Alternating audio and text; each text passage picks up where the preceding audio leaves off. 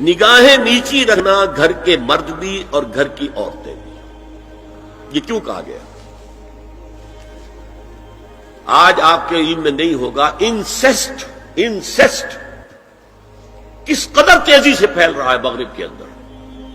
Insist کہتے ہیں باپ کا اپنی بیٹی سے ملوث ہو جانا، ماں کا اپنے بیٹے سے ملوث ہو جانا، بہن بھائیوں کا آپس میں زناکاری کرنا، یہ انسیسٹ کہلاتا ہے۔ اس وقت امریکہ میں سب سے زیادہ جو پریکٹس ہے وہ سائیکیٹرسٹ کی ہے، بڑی فیسیں ہیں، بڑی دوائیں ہیں، جو فارماسیوٹیکل انڈسٹری ہے اس میں بھی سب سے زیادہ فلرشنگ وہ دوائیں ہیں کہ جو ذہنی امراض کی ہیں۔ اور مجھ سے وہاں کئی سائیکیٹرسٹ نے کہا ذہنی امراض کا سب سے بڑا سبب انسیسٹ ہے۔ بیٹی سے زنا کیا ہے باپ نے، بیٹی کے دل پر جو داغ لگ گیا ہے اس کا دماغی توازن ٹھیک نہیں رہتا۔ بہن سے زنا کیا بھائی نے، اور یہ نہ سمجھیے کہ آپ کے ہاں نہیں ہو رہا، یہ وبا آ چکی ہے۔ کہیں آپ نے اخبار میں پڑھا ہوگا بیٹی نے جا کر تھانے میں خبر دی کہ باپ نے میرے ساتھ یہ حرکت کی۔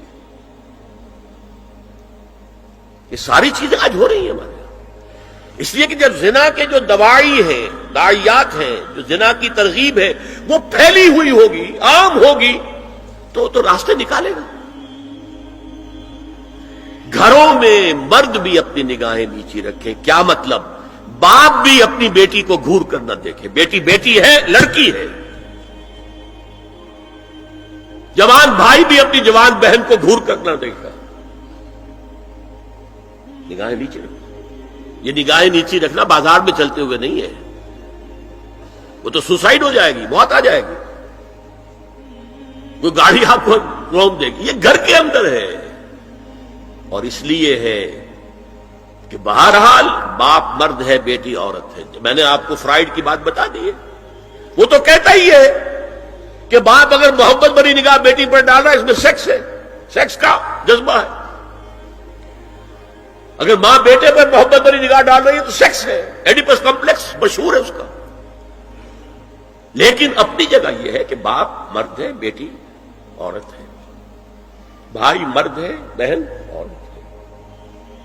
لہذا گھروں کے اندر بھی اپنی نگاہوں کو نیچا رکھو۔ میں آپ کو قول سنا چکا ہوں مولانا فراہی کا۔